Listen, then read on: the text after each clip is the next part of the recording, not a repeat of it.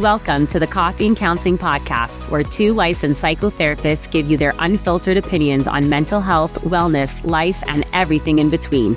It's real, raw, and ready to challenge what you think you know. Get ready for some tough love. Before we begin, just a brief disclaimer, this podcast is for educational and informational purposes only and does not take the place of therapy. We hope you enjoy today's session. Hello, everyone, and welcome to today's session of Coffee and Counseling, where we don't spill the tea, but the coffee will be piping hot, where we talk about all things counseling. We're your hosts, Rachel Steinhardt and Stephanie Van Schaick, and today we want to explore the concept of sustainable happiness, joy versus gratification, and how to stay aligned with this greater happiness even in hard seasons. So grab your coffee, tea, whatever it is, and let's get into it. Rachel, you want to get us started with your high and low for this week? Sure. So, guys, we're going to keep it really real with you. We were doing a podcast episode previously about a very similar topic, and Steph and I were so tired. We were just like, this is not going to happen today. So, we mustered through and we laughed it off, and here we go, attempt number 2. But so the timing is a little bit off, but I'm going to talk about my high from that point, which was that Stephanie was actually in town, closer to where I live, because even though we're both in Florida, we're quite a drive from each other. So we don't really get to see each other, which is really frustrating. But she was here for the weekend, and I asked her to come to Friday night Shabbat dinner.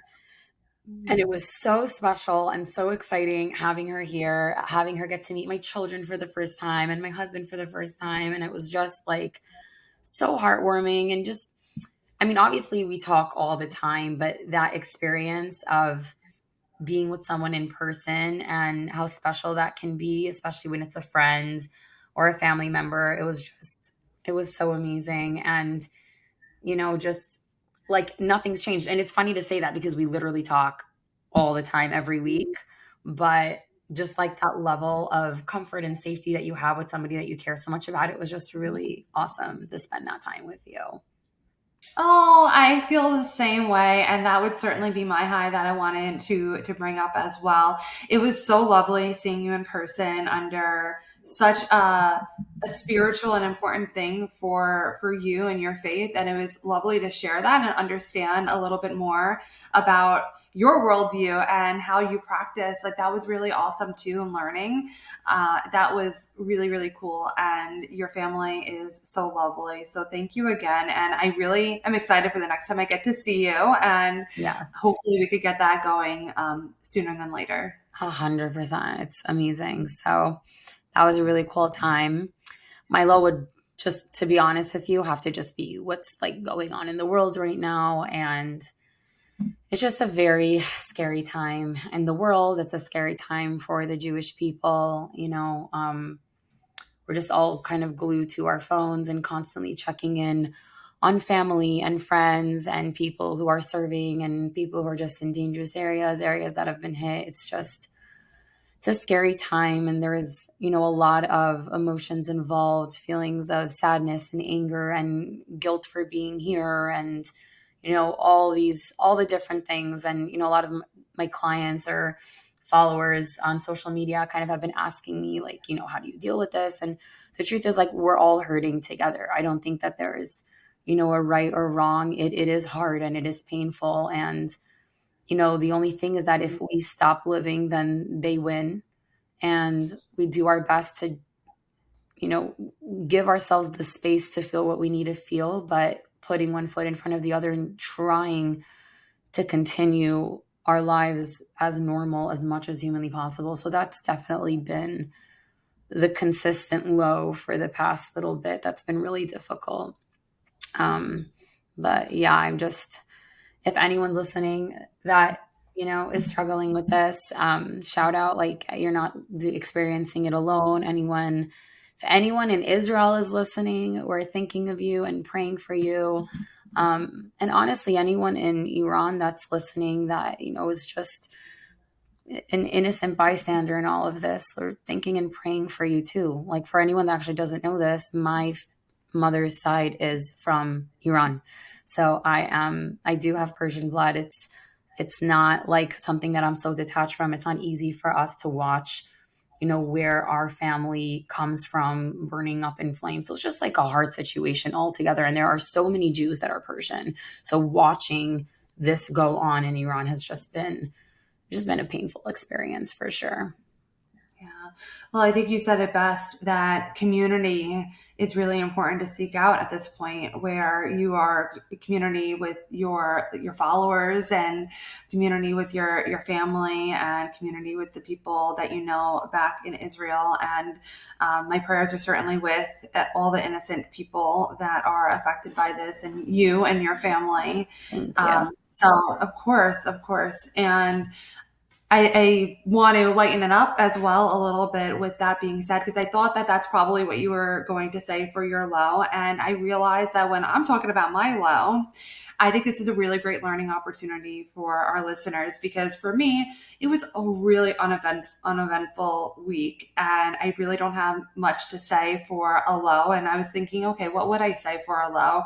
And something that's just been a stupid thorn in my side, which is so silly especially when we're talking about how low of a low yours is, and I'll get to that in a moment.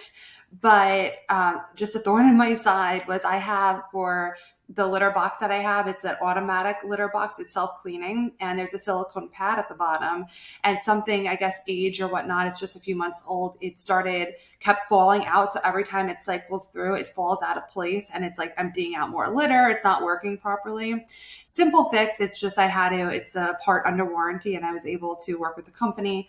I love this litter box. Makes my life so much easier, and the company is really lovely. They're like, I'm sending it out right away, so that'll be resolved. But it's just like one of the annoying things. I'm like, because you have to get dirty if you're trying to put I it can back in. imagine. Yeah, that sounds pretty gross. So it's a thorn in my side. Now, what I wanted to say about why this is a learning experience, and one of the reasons that Rachel and I go through this high and low of a week, is not only for you guys to get to know us a little bit more, but also to just talk about and learn about different dynamics, and also seeing how there might be examples in our own lives that we can part wisdom out for, so to speak, for you guys. Mm-hmm. And the whole point that I'm trying to make here is that just because someone else might have a really, really low, it doesn't mean you have to validate your low. And I wouldn't even really call my thing a low. However, that is something that's just been the most annoying thing about my week. 100%. I sometimes I really think we have telepathy, because as you were saying you're low, I was like, oh, I'm going to make this point, and you just made it. And On the it same. really is so true, because, yeah, sometimes we want to take a step back and let our loved ones like have their moment when they're really experiencing something low. And, there's definitely a time and place to, like, if unfortunately, if this war has been, if this was like the first day of it going on, and I'm telling Steph for the first time, and she's like, oh my gosh, and then she's telling me about her litter box, that might not be the most appropriate. Not But an appropriate considering the time. fact that this has been going on for a really long time, and I'm still want to be a good friend to Steph and be there for her, she could still tell me, her little litter box is being annoying, and that's valid. And like, it is annoying, and it doesn't change anything. And it really is such an important point that we hear clients, especially when we used to run groups, do this all the time. It's like, it's not a competition of who is having the harder time. It's not like, oh, your experience is invalid because it's not as bad as that experience. Like, that just creates a really unhealthy dynamic between people, and also just an unhealthy internal dialogue. Like, you are allowed to feel your feelings, and like, the things that are annoying in your life are annoying, even if something is 10 times more annoying or 10 times worse. So, Mm-hmm. and I think that is actually it could be very related to what we're talking about today, in the sense of happiness, where I truly believe it could be a tool to sometimes look at someone else's experience and say, I'm allowed to be upset about this, and I'll give myself a minute, but this really helps give me perspective and helps with that gratitude piece, which in turn really helps with being happy. And I know that doesn't work for a lot of people. It very, very much works for me, like when I just need a little verbal slap in the face, or because you guys know I'm super direct, or when I just need a little bit of perspective and I'm kind of feeling knee deep in something stressful or upsetting or overwhelming.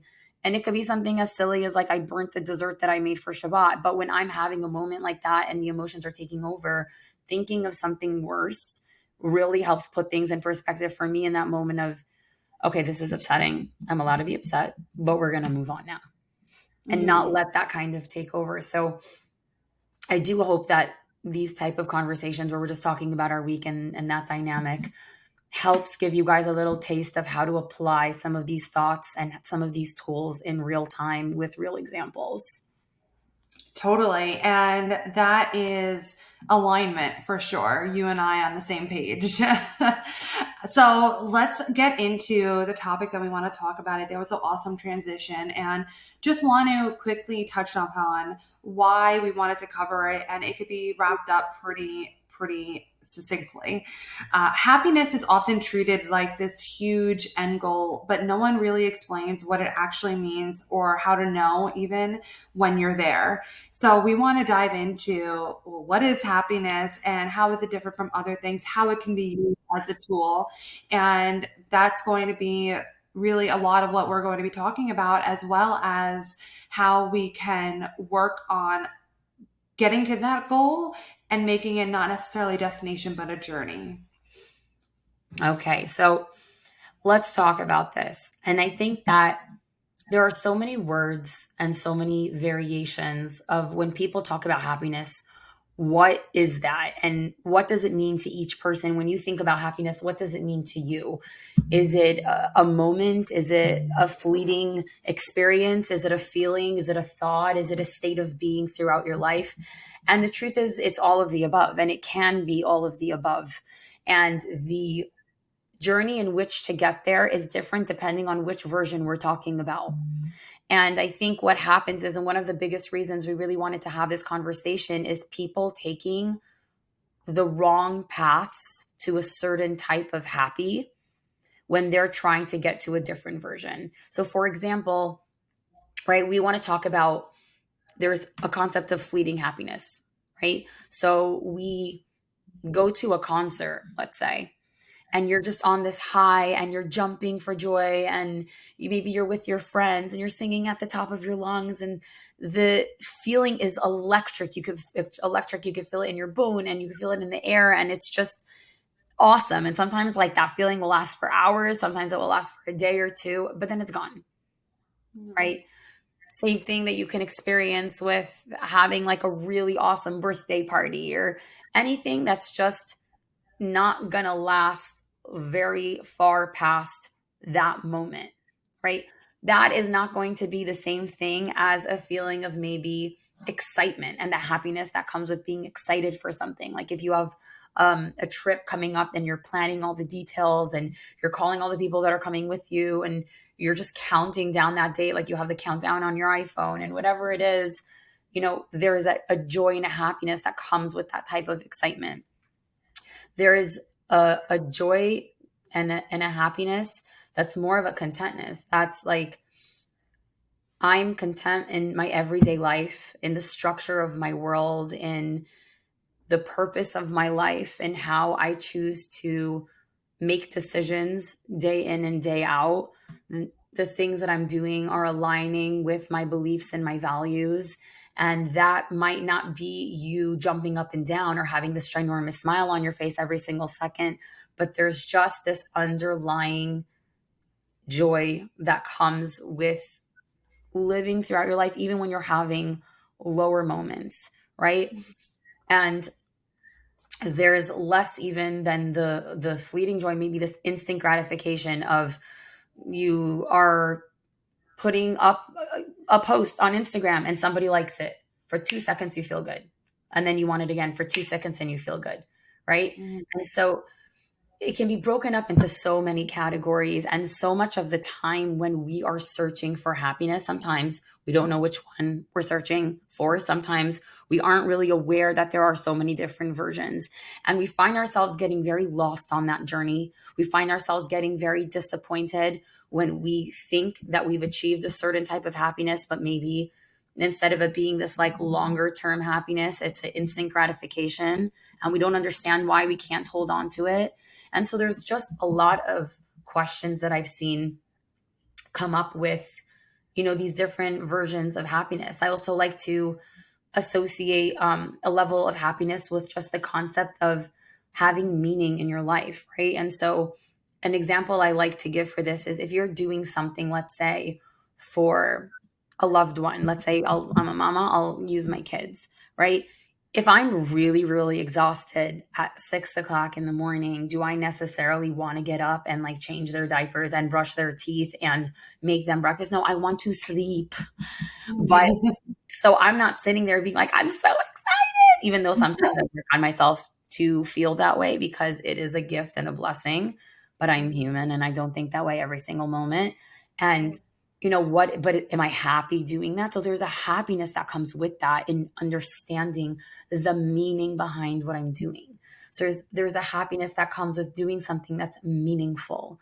And so there's so many different variations of this. But then we find ourselves turning to things that are so unhelpful and potentially unhealthy, harmful.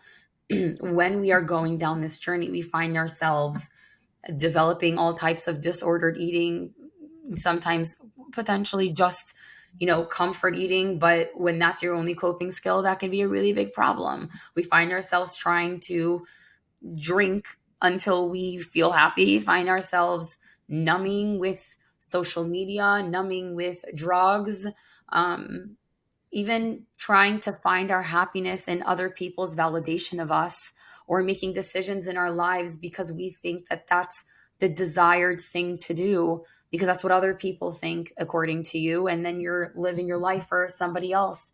And you internally are like, why am I doing this? Or why am I not happy from this? Right. And so we are constantly searching for that meaning and that happiness and that joy and that content life where it's not fleeting and it's not instant and it can remain with you to a place where not only are you overall feeling good and this sense of joy, but the sense of peace that also comes with that I think a lot of people are missing when they don't have this and they're constantly trying to get it. So, a question to ask yourselves when I say, or when you say, I want to be happy, what does that mean to you? What does that feel like? What do you associate happiness with? Um, and definitely send us emails right in the comments, especially after you hear the rest of the session. But we really want to know what that means to you guys. Yeah, and as you're talking, when you're talking about instant gratification and fleeting happiness, it reminds me of this concept that we hear a lot about, like dopamine hits. Mhm. And I mean, and the fact, yes, it's a neurotransmitter, but it can act in a way as a drug where we are constantly seeking it and we need more and more hits, more and more intense levels of dopamine in order to attain that feeling of happiness. But that feeling of happiness, more than often when it comes to, in this context, might be more fleeting moments of happiness if you are constantly seeking the next hit. That sounds like it's not in alignment with perhaps what you're saying, which is more longer term sustainable happiness that you can find you have joy in and meaning in. Yeah, absolutely. Yeah. Absolutely. So one of the things that I would say is a big theft of joy, it's what we call the if-then fallacy. So this is basically exactly what it sounds like whenever you have a sentence that is constructed like, if I get that promotion, then I'll finally be happy. Or if I weigh this amount, then I'll finally have confidence. That is a never ending chase where you're not getting to that destination. It's just that it's always a moving goalpost.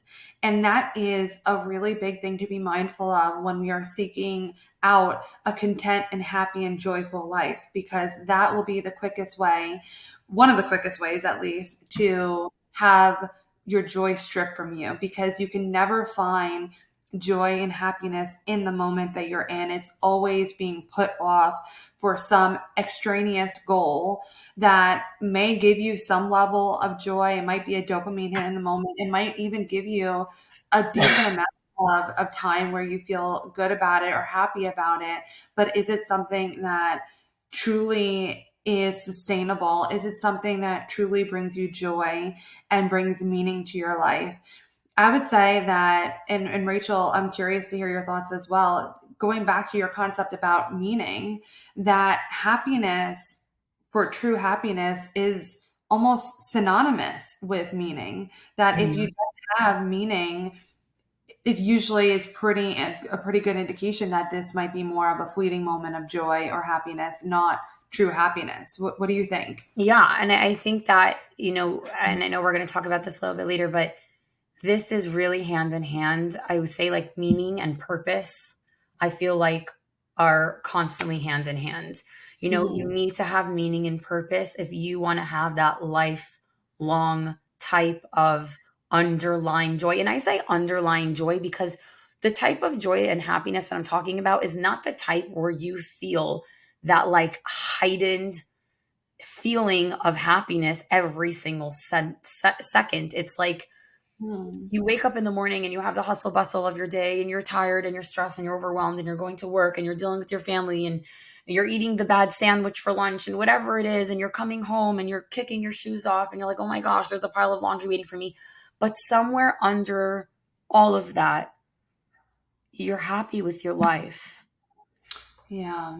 and you're staying true to yourself, and like the way that you're choosing to live your life day in and day out is aligning with who you are and your values and your beliefs. And when you put your head on the pillow at the end of the night, you're okay with where you're at, with who you are, and with what you're doing. And I think a lot of the times people don't realize that when we invest in things outside of the self, we are our happiest, and we are our happiest for a longer period of time. And that Hmm. is also very intertwined with the concept of meaning and purpose. Yeah. And when it comes to, you brought up the word content, and that is such an important word. And one of the things that I talk about a lot with my clients is the difference between being content and being complacent. And a lot of people use them synonymously and are fearful that if I am finally content, that means that I will be complacent. And basically what I mean by complacent is that am just going to settle for where I'm at, and I'm not going to move toward any goal that I might have. And this is a very dangerous territory if you're using them synonymously. And I think a lot of people do. I see it a lot with my clients. These are different. You can be content and okay and joyful and happy where you are, but still want to have goals and still have things that you want to be working on. And in fact, I would say that that's probably a more sustainable way to get to your goals. If you are just constantly being attacking yourself, or just saying you can't sit still, you have to just keep going, going, going, or you're just going to be stuck here, that's not going to really help. That's just a fear based way to try to move you forward. So ask yourself if you can still be grateful and still have goals. Yeah. Oh my gosh. I'm so happy that you made this point, because I think that people are scared of that word and really do associate it with like, well, this is as good as it's gonna get, right? That's the phrase that kind of comes to my mind. And that is so not what we are saying at all. We, it is a good thing to have goals and to have dreams and to work towards them and to push yourself every day and to try to do better. This doesn't mean sit with where you're at and just be content in that and don't go anywhere from there. That means that as you work towards your goals and your dreams and wherever it is that you want your life to take you, be present in the moments that are happening right now and let yourself derive joy from the moments right now and let yourself recognize, the happiness in the little things in every single day. And somewhere along that journey, you find yourself constantly just feeling a sense of being content. And that's what we mean. And I hope that that comes across clearly, Steph. That was such a wonderful point to bring in. Which is also very much, and all of these thoughts are truly connected, related to the concept of gratitude, right? We're going to talk about gratitude a lot, guys, because this is one of the most important keys to being a happy and mentally healthy human. It is truly, truly a key. And, I don't know if you guys have this in Christianity, but in Judaism, we have a sentence that says, Misha hu ashir samech bechelko, which means that who is the richest person is happy with what they have. And when we're talking about rich, you can, define that the way that you want. But what that essentially means is like our religion is really teaching us you have to learn to be at the happiest high with whatever it is that the world, that God, whatever you want to believe in, has given you. And when you're able to practice that, it's just such a powerful thing. It's such a powerful thing and what it does to the mind. There's this really, and I just think it's so fitting. So I'm going to bring this in. But there's this really great story that a lot of our mentors teach us when we're growing up in school, of two little boys who are both put in separate rooms. One child was born with all the riches in the world, all the toys that he could have ever wanted and imagined, and, just got everything that he ever wanted. The other one was dirt poor, had absolutely nothing. And that's kind of what he was used to. He didn't grow up with much. And I really hope I'm not butchering the story with the details, but I think you guys will get the point at the end. The boy that grew up with so much was in one of the rooms, and the room was filled with toys, filled with toys.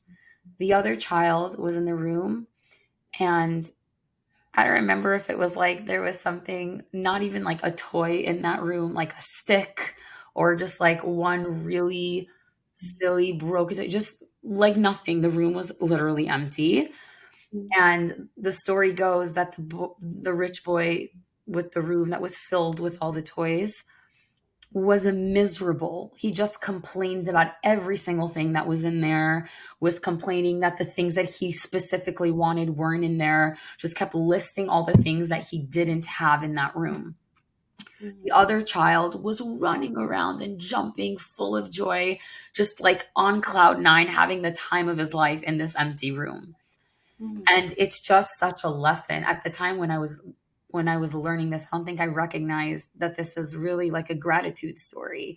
But when we train our brains to be grateful for what we have, to feel gratitude in all the moments throughout our day, our entire makeup of our life and our attitude and our personality and our health changes for the better. Totally. And going to when you had asked if it is a concept in Christianity, that certainly is something that is a basis in there. And there's a Bible verse that I can't remember word for word, but it talks about focusing on all things that are lovely and beautiful and things like that. It really connects to, for me at least, to the concept of gratitude. And you don't have to be a Christian or a Jew to benefit from gratitude by any means. And something, if I can add on to how to practice this gratitude, something that I work with my clients is making sure that we can connect to this experience of gratitude. And how I do that is we can normally list off and rattle off things very quickly of what we're grateful for. A lot of us will say we're grateful for our family, we're grateful for the roof over our head, we're grateful that we have food. And while we can actually be grateful for those things, and it's wonderful to be grateful for those things, a lot of times we could take that, even just stating those things, for granted. And I find that when we could be a little bit more detailed with finding gratitude in the little things, being more specific with that gratitude, like you walk past a rose and it was just a beautiful rose, and you can appreciate that, that is actually what really starts to change your brain so that you can be more focused on recognizing things that you are grateful for or finding beauty in whatever way that means on a day-to-day basis, even when you might not have ordinarily seen that. Maybe you're really grateful for that first sip of coffee in the mornings. You're really grateful for that Chobani coffee creamer, which I finally tried. Really good. Oh my God. I normally, yeah. I normally drink it black, but I keep hearing about it. You were the first one to bring it to my attention, Rachel. I, And I you're tried it. welcome, is all I have to say. Thank you. Thank you. It is very, very yummy. And so, yes, thank you. But connecting to the more detailed and the littler things, it trains your brain to focus on that. And when you are in the moment of gratitude and really connecting to that, it is not possible, even if it's just for a second, to feel sorrow or just negative emotions. And I'm not saying that that can't change very, very quickly. Of course it can. But however, in the very, very second that your mind is focused on gratitude, you are able to connect with that and train your brain, which, like Rachel said, it really does help with your overall well-being and health and all of that. Yeah, it really, it's, you're really rewiring your brain is really what it comes down to. And you'll see it, the more you practice it, the more you'll see it will come naturally for you. Like, I don't think I was born this way. I wish I was, but I've definitely trained my brain to see the world this way. And I can tell you it makes a world of a difference when Mhm. you practice this enough where it naturally starts to come up for you. Totally. And one of the things that we have touched upon quite a few times throughout this session so far is meaning and values. And that is something that is really connected with our overall joy and happiness. We really need to, as an on an individual basis, connect, well, one, understand what our values are and know that that is so individualized. What is valuable to me might be different than what is to Rachel, might be different than what it is for you, and that is okay.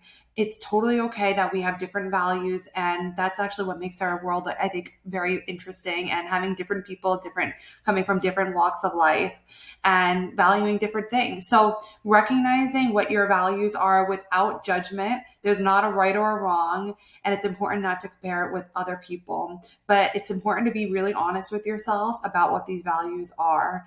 And sometimes, in pursuit of that fleeting moments of joy or the dopamine rush, we can engage in behaviors that might be at odds with our longer term values.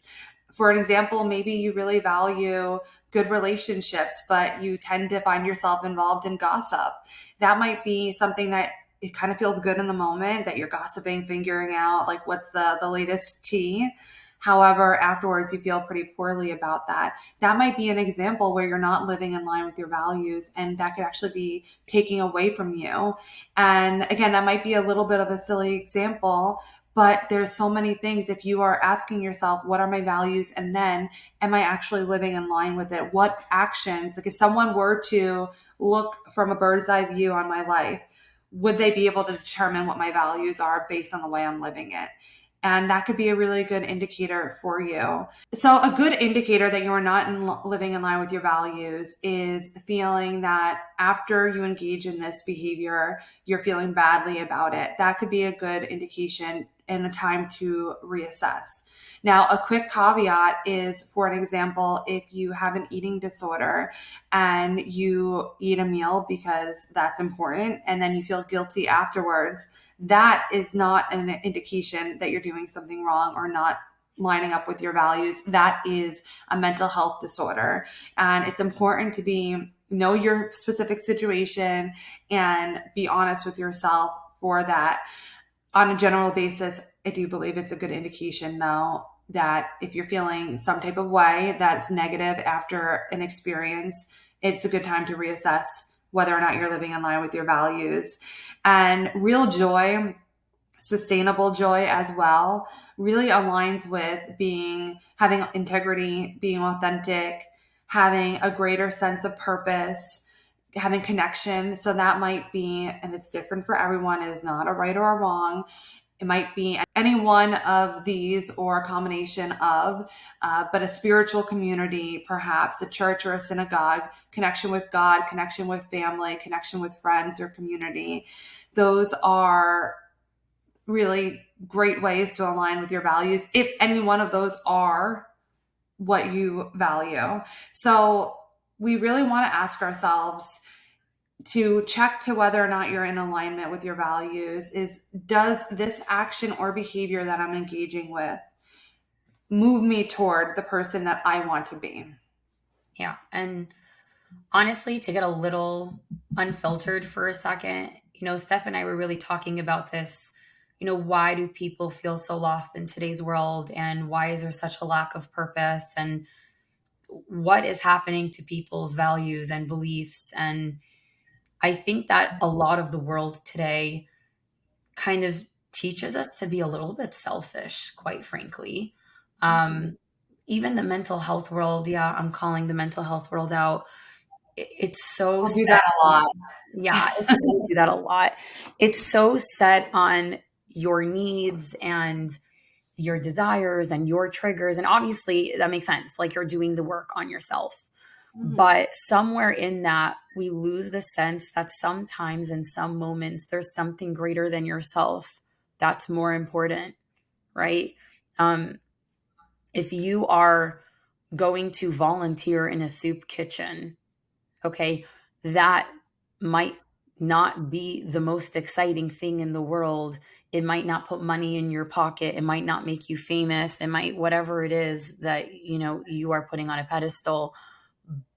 But it's just straight up. It just makes you a little bit of a better person in that moment. It makes you, rethink about life and just what you have and who you are and what you spend your time doing. And we really just have to take a minute sometimes and think of something outside of ourselves and understand that there's actually a lot of value in that. And there are actually studies that show, believe it or not, that the people who live the longest are the ones who have the best and healthiest relationships.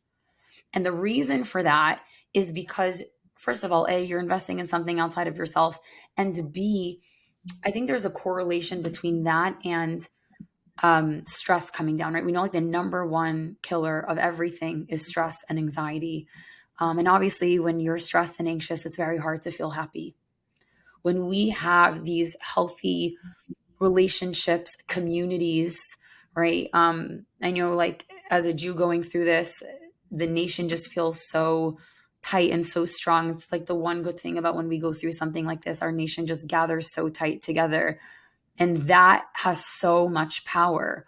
But in order to have that experience, you need to look somewhere outside of yourself and say, what am I doing to invest in that? What am I doing to, as Steph said, also, practice in ways that are aligning with something potentially outside of myself? And am I doing it because it's what I genuinely think is right? Because I genuinely believe in the cause? Because, when I go to bed at night, I think that like that's the person that I want to be? Or is it because that's what the world is telling me is the in thing and what's the accepted thing and what's the politically correct thing? Be true to who you are, because at the end of the day, you need to live with yourself. And if you're not aligning with what you genuinely think is good, it's going to affect your happiness. Yeah.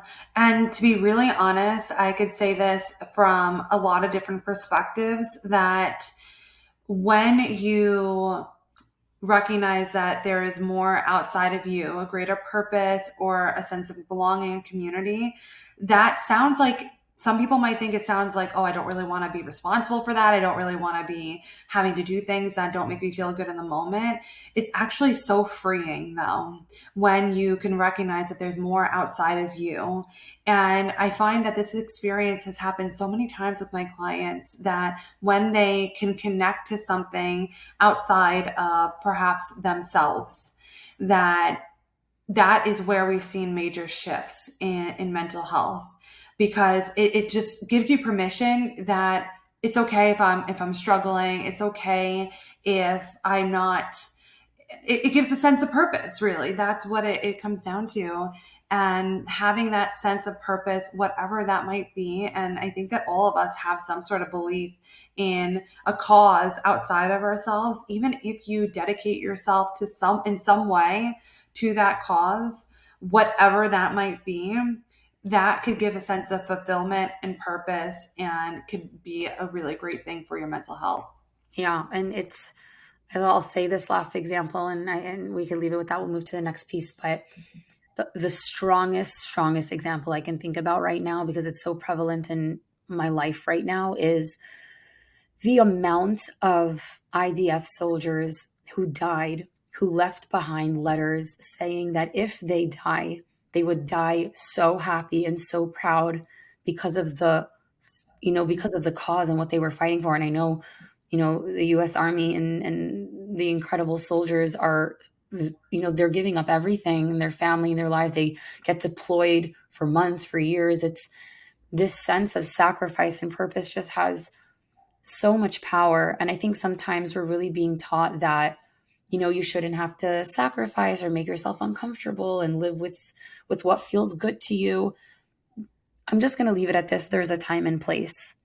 There's a Yes. time and place, and that's not always going to be the end goal of happiness, which is not going to always be the end goal of mental health. So just keep that in your mind, guys.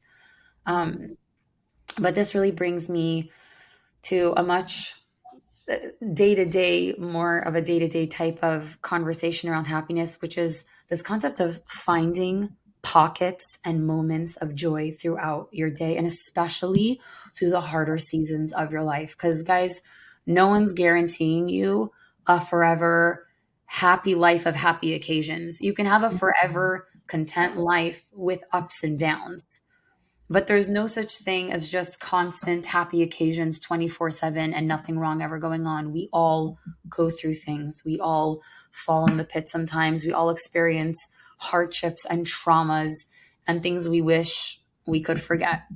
So, part of, and we talked about this, I think in the thriving session a little bit, where it's like, how do we hold on to a sense of joy when these times are happening? So, first of all, normalizing the concept that people struggle, right? If you're struggling, we don't have to turn that into this whole dramatic thing. People struggle, people cry, people get angry, people go through hardship. It's part of the human experience, guys. And I know Steph says this a lot. Sometimes just stating it and recognizing it, there's power in that in itself. But being able to look for these glimmers of hope, these moments of peace, these pockets of pleasure, the recognition of beauty in your everyday world. Like, by the way, Steph, it's so funny that you thought of that example, because it's me in a nutshell, like walking and seeing a flower. And, and Steven, my husband's always like, "What is with you?" And I'm like, just look how beautiful that is. But really allowing yourself to internalize those moments and let them fill your cup, let them make you happy. It doesn't have to mean that it's going to poof all your problems into thin air, but it can help you maintain a level of joy even in your darkest moments. Um, so just being grateful for those little things and being mindful when they are happening. So, this is coffee and counting. We'll tell you, for Steph and I, it's definitely a ritual and a pocket of joy when we're sitting down sipping our coffee, getting to smell the aromas as we're making it, like choosing the way that we're going to go about making it today and the flavors. And I mean, it's a cup of coffee, but the intention behind it is so powerful. And what you allow for that to do for you, the impact that it can have on you, and being intentional about that has a lot of power. Um, and then there's this concept of really reaffirming that happiness doesn't mean that life is perfect all the time. Mm-hmm. So, like, thinking in your head, well, this has happened to me and this happened to me. How am I supposed to be happy? Like, this isn't happiness. Like, look at that person on Instagram who's traveling the world and has all these beautiful clothes and this picture perfect relationship and, whatever it is, like, that's happiness. Mm. First of all, A, you don't have the slightest clue what's happening in that person's life. A. B, that's not happiness. A person can be doing literally all the things you just mentioned and be completely miserable Mhm. just based off the things that we talked about. Yeah. And it's also fair to say, too, that if you never have any dips in your life, is happiness really going to make you happy? Like, if everything is just happy go lucky, you're walking through a field of flowers 24/7, is that actually going to allow you to keep connecting to happiness? Because I believe that what I find a lot with my clients is that being able to connect with happiness and having the gratitude for that moment of happiness is recognizing that it's not permanent and that it's not something that you have every moment of every day. If you were sad yesterday, you might feel even that much more happy today if you had a happy experience. So that those ups and downs in life actually give meaning to those emotions. And I do want to quickly just touch upon some of the depths of joy. And when we talk about sustainable happiness, we need to address some of the things that can get in the way of that. And we have to acknowledge that there are certain things that will take it away. So one thing that I wanted to talk about is just busyness. I have a personal example that I had given. This was years ago that this happened, but it still stands out to me so much that I guess I am pretty quick paced, and I was walking into the bank. I needed to do something, and I hear this guy behind me say, "Wow, would you look at that sunset?" And I look up, and this was probably one of the most beautiful sunsets that I ever seen in my life.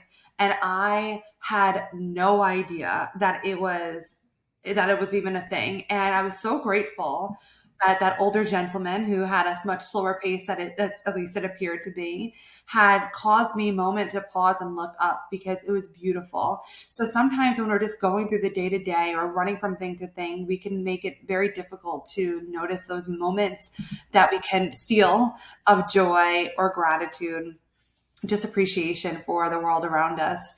Perfectionism, if you are always seeking to be perfect, you will always fall short of having joy because things are not perfect, life is not perfect. And even if you feel that you get a touch of that perfection, I guarantee, or I could closely guarantee, that it's still not enough for you. Comparison, we know that is such a saying and a true statement. Comparison is certainly the theft of joy. Going back to what I said earlier, too, that our values are so different and who we are as people is so different, and where we are on our walks to life can be so different. So allow there to be beauty in us being in different places. And just because someone has something that maybe you perceive as more than you, maybe you don't even really want that. Like, ask yourself, oh, they have this job and I would love to have that job. It's so prestigious. But at the same time, it's like, wow, that would really suck to have that job because I would be working 24/7. There's gives and takes for everything. Believing that you have to earn rest or happiness, that certainly is a barrier to happiness. You can have and steal those pockets of joy in every day. You don't have to go through and make everything go through all the hard stuff just to get to that level of happiness. You do deserve that just by you being you. The shoulda, coulda, woulda's, that is also something I would caution you. Anytime that you're using that language, that's probably a good indication that you are just not putting yourself in a good situation and are undermining your own sustainable joy. And the last thing that I'll touch on with this is not being clear of your own values, which is why it's so important to assess what are your values and am I living in line with that? So a reframe that you can consider is joy isn't something that I have to deserve. It's something that I can choose to notice and nurture in my everyday life. And when you say that, I always think of the sentence of like, happiness is a choice. And I Mhm. know that that sentence bothers so many people. Yes. And I'll say that because I used to hate it so much. Like whenever I heard that sentence, it would make my teeth hurt, like when you go to the dentist. Mhm. And I'm going to now tell you why I think it's extremely true. And I have a different understanding of it now. When it feels like the whole world is against you and it feels like everything in your life is going wrong, the concept of happiness being a choice feels absolutely absurd. And it almost feels like someone is making fun of you. Like, you've got to be kidding me right now. But what I mean by that, and what people mean when they say happiness is a choice, is every single day you have the opportunity to make 1,001 choices as to how to perceive certain little things throughout your day, throughout your life, right? So whether that's getting up in the morning and saying, I'm really choosing to be happy that I'm wearing an outfit that makes me feel really good right now. I am choosing to be really happy that I don't have to take public transportation and I can get in a car and go where I need to go. I am, if something not so great happens to you, like I got stuck behind the longest red light of my life and I'm already late to drop my kids off to school. I'm like, I'm choosing to be happy in this moment because I really believe that if I got stuck behind this light, there's a reason I need to be here right now. Whatever it is, and whatever you believe in that helps with that internal dialogue throughout the day. But all of those little moments are you making the decision to be happy about it. Like, I have this little thing that I started to feel like a couple of months ago. Most of the time when I found parking, for whatever reason, I find it like under a little tree or under a little bush. And Lucky. yeah. And, as somebody who's like a religious person, my brain was always like, I feel like God's just giving me like a little hug, like a little piece of love. Like, here's a Aw. tree to remind you that like I'm sheltering you and I'm taking care of you. And you don't have to be a religious person to recognize something like that. You could just be like, wow, like that's so awesome that on a hot day, I'm like somehow always finding a parking spot under a tree. And however you want to take that. But we take these little things for granted, and we have the ability to take that moment and choose to allow it to bring us happiness. And Mhm. taking hardships and going in all which ways of how to perceive them and what to make of them and who you turn into from them, and all these moments combined is you choosing happiness. It's not saying, hey, you're going through this horrible thing, throw on a smile and choose to be happy. Yeah. It's not It's superficial like that. right. It's not superficial. It's like understanding that there is intention behind everything. And like, especially we keep talking about the little moments, the everyday, the mundane, choosing happiness in that, creating happiness in that. Right. So Mhm. it's like on such a silly small scale. Like, I was just telling Steph before we started recording that I'm in that crazy week period where the kids are not in school and the kids are not in camp and everyone's home, and you feel like you're going to lose your mind because you're working and you're still running your household and now you're watching all your kids. Mhm. And it's so easy to be like miserable in that space. Or you could be like, okay, if you can't beat them, join them. And today I just went into full coloring mode with my kids for an hour straight.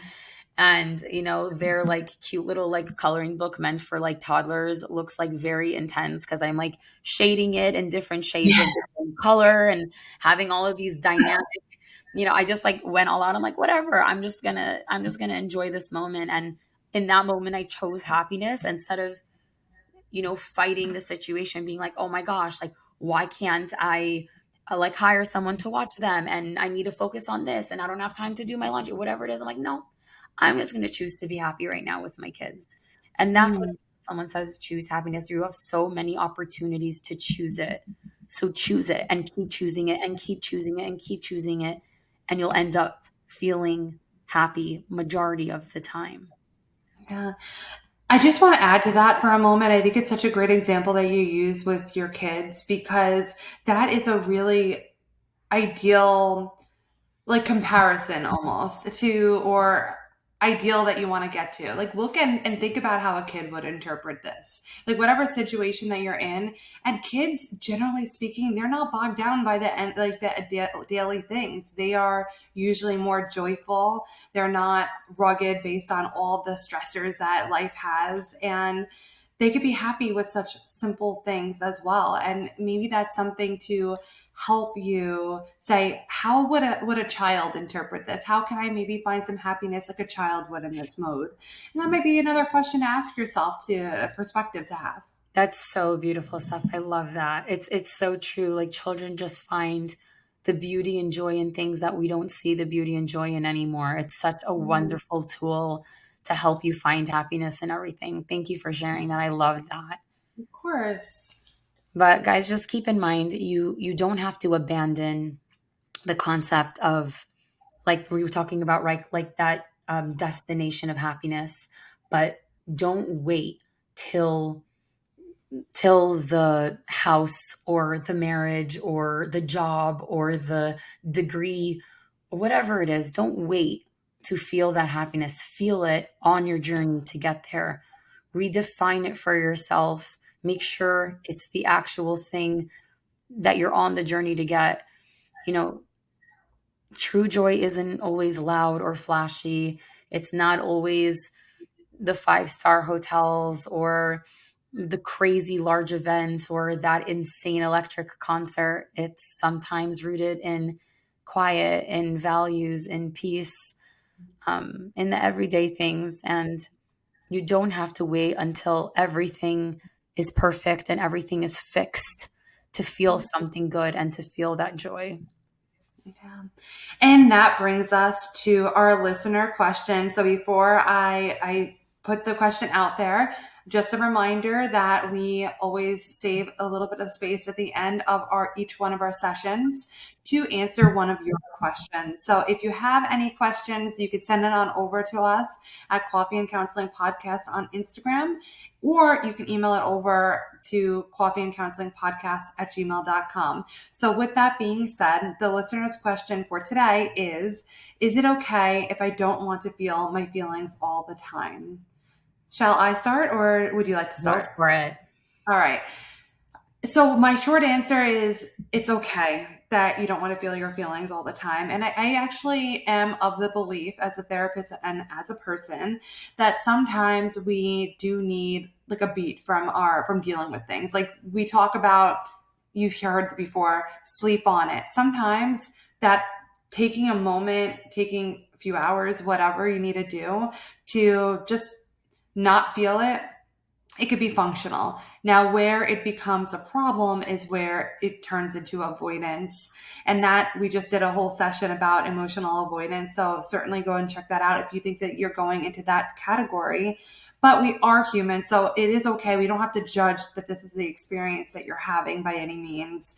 Just be mindful of, is it something that is going to the territory where I'm avoiding and I'm not dealing with things? Or is it just a needed distraction, time, break from dealing with it? Because we can't, if there's something especially really negative or really intense that you're experiencing, it's actually the best thing that you could do sometimes to take a break, to be able to better process your emotions. And that's such a case by case basis. If you have a therapist, make sure you're talking to them about it. But that would be my best generic answer for that question. That was beautiful stuff. Really perfect. Thank you. To wrap up now, we want to encourage our listeners to reflect on these questions. Where are you seeking joy right now? Is it aligned with your values? And is it sustainable? Please feel free to share your feedback to our Instagram, again, at Coffee and Counseling Podcast, or you can email over to us at coffeeandcounselingpodcast@gmail.com. We hope you're following us over on Instagram as well, by the way. And everything that you need will be linked in the show notes. So we hope that you will join us again next Tuesday for our next session. Thank you guys so much for joining us, and we'll see you next week. Thank you so much for being with us today. Please follow our Instagram at Coffee and Counseling Podcast and send any questions you have about any topic to us via direct message for a chance for your question to be featured in one of our next sessions. You can also email us your questions or topic suggestions at coffeeandcounselingpodcast@gmail.com. Make sure to check out some of our other sessions available to you right now. Once you drink up all of those and your coffee, come back next Tuesday for our next session.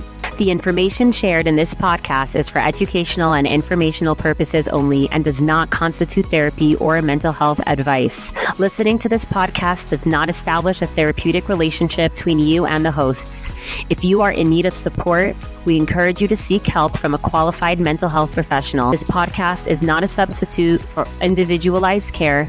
We do offer individualized therapy. If you're interested in individual therapy with one of us, please visit our practice websites and send us an email to set up a free consultation call. All of the links and our contact info will be in the show notes.